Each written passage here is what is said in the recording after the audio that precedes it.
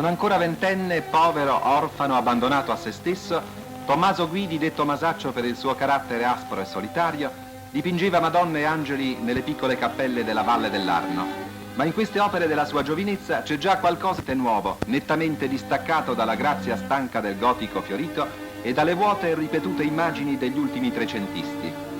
Queste figure, gravi, solenni, dove la ricerca dello spazio e del rilievo indicano un deciso rinnovamento, rivelano soprattutto un sentimento di umanità sconosciuto ai pittori dei primi anni del Quattrocento.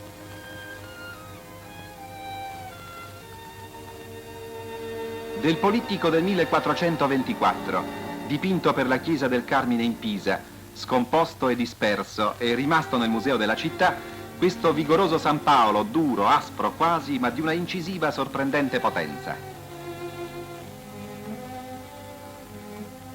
Nella predella del Polittico del Museo di Berlino è narrato il supplizio di San Pietro, reso con mirabile varietà di piani e di spazi, e la decollazione del Battista, viva e movimentata, dove in germe già vibrano tutti gli elementi della prossima grande arte del Masaccio. Così nel Prese di Londra, in un paesaggio brullo, fra personaggi penetrati da un'intima religiosità, dove ogni goticismo è scomparso, una Madonnina sensitiva e un bimbo erculeo portano un raggio di contenuta dolcezza. Da un lato un gruppo di cavalli guarda quasi in attonita meraviglia. Ma la fortuna ha conservato all'Italia l'Ittico, questa meravigliosa piccola crocifissione di Napoli in cui l'arte e l'anima dell'artista trovano la loro compiuta espressione. Il maestro 25enne si abbandona alla foga della sua passione qui in questa figura della Maddalena prostrata, urlante, con le braccia aperte in un disperato richiamo. Giovanni e Maria in preda ad un'angoscia più contenuta pare che trattengano i singulti, mentre in Gesù, studiato stupendamente nel torso atletico, tutto si placa per una divina volontà di superamento. Nel 1426 Masaccio venne incaricato di dipingere questa cappella, la famosa cappella Brancacci del Carmine a Firenze, lasciata sospesa da Masolino. È il sacrario dei capolavori del Masaccio. Ed ecco l'affresco della Cacciata dal Paradiso. L'azione drammatica, violenta, chiusa in breve spazio. I due progenitori si allontanano colpiti da un destino irrevocabile, scacciati dall'angelo con un gesto imperioso. In questo affresco Masaccio arriva in fondo all'animo dell'uomo e della donna e ne esprime pochi tratti essenziali, la vergogna e la disperazione.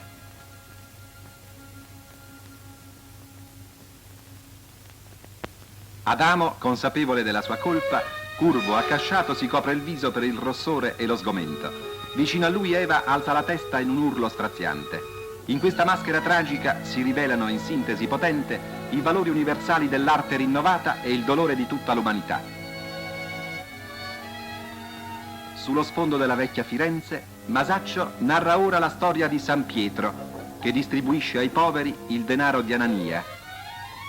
Qui egli dipinse con tratti realistici e gli aspetti tristi della vita ben conosciuti dal pittore sono ripetuti con meravigliosa fedeltà di osservazione. Ma nelle figure degli apostoli l'artista assurge a forme semplici, universali.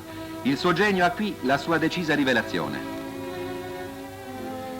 Nella figura della donna forse ritorna il ricordo della madre Jacopa e del fratellino minore.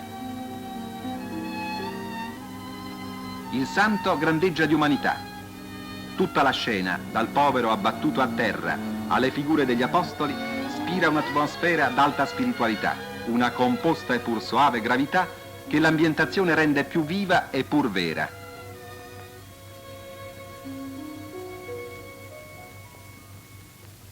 Nell'altro affresco, pure ambientato in una via di Firenze, San Pietro guarisce gli infermi con la sua ombra. Un vigore che non ha riscontro nella figurativa del Trecento anima queste creature monumentali. L'artista medita, interpreta, esprime il suo pensiero animandolo con la luce. Egli non disegna, compone, crea un'atmosfera spaziale, stabilisce con una rivoluzione di intenti e di mezzi la pittura umanistica del Rinascimento. È sempre l'umanità dolorante che prende forma e vita nella sua pittura.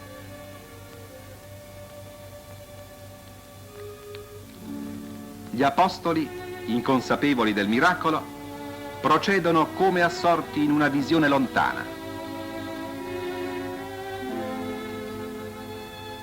San Pietro immerge lo sguardo in un mondo spirituale dal quale nasce la sua virtù prodigiosa.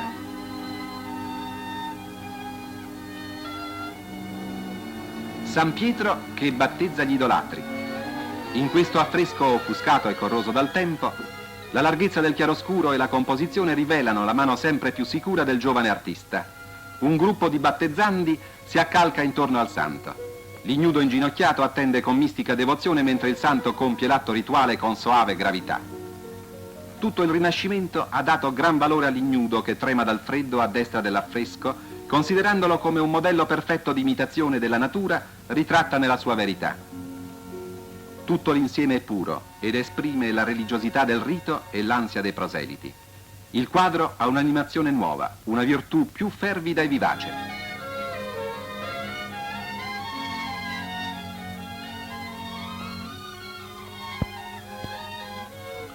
Ma l'affresco più celebre della cappella è questo del tributo. La magnifica composizione gravita tutta verso il centro, dove in un paesaggio sconvolto sono scolpite le figure degli apostoli intorno a Gesù. La scena è divisa in 3 momenti secondo il racconto evangelico. Il gabelliere, di spalle, richiede il tributo. Gli apostoli attendono. Al centro Gesù fa cenno a San Pietro di andare a prendere la moneta dalla bocca del pesce. Il gesto è imperativo, risoluto ma umano. San Pietro ripete il gesto del maestro interrogandolo con lo sguardo.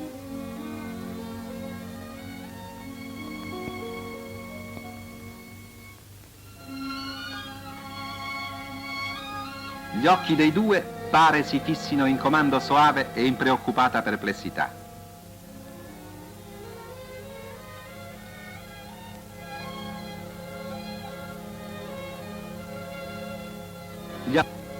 Nell'uomo di destra il profilo vuol vedere l'autoritratto del Masaccio. Verso sinistra Pietro è andato ad estrarre la moneta dalla bocca del pesce.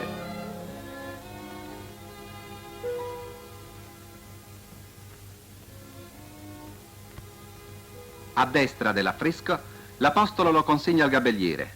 È sempre la mano dell'artista, in possesso ormai della sua arte, che segna, incide con l'autorità del genio.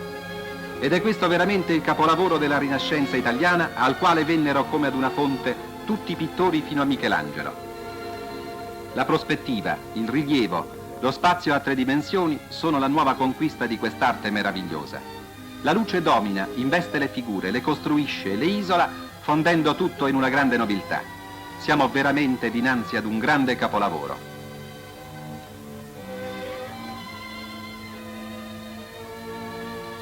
L'ultimo affresco della cappella Brancacci è la resurrezione del figlio del re Teofilo di Antiochia, lasciato interrotto dal Masaccio per l'improvvisa partenza per Roma e finito da Filippino Lippi, che ben si rivela nella studiata grazia dei personaggi della corte medicea. La composizione dell'affresco tuttavia è più intensa. La mano del Masaccio appare in queste figure aspre, scolpite, e riappare nella predicazione di San Pietro, dove la scena si ricompone in figure più solide e in una più ordinata composizione.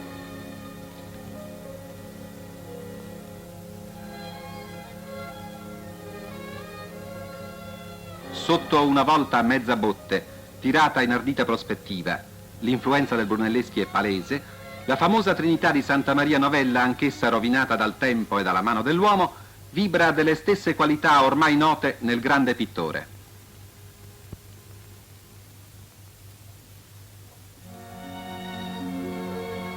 Le figure dei donatori ai lati della croce iniziano una serie della grande ritrattistica quattrocentesca.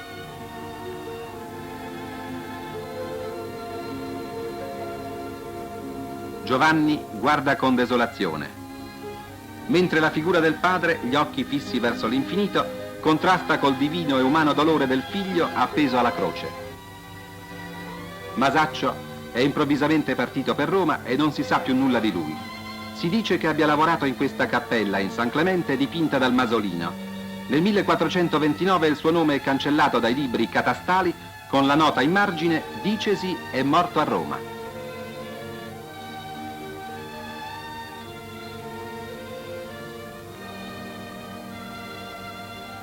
A 27 anni è morto il primo e più grande pittore della Rinascenza italiana.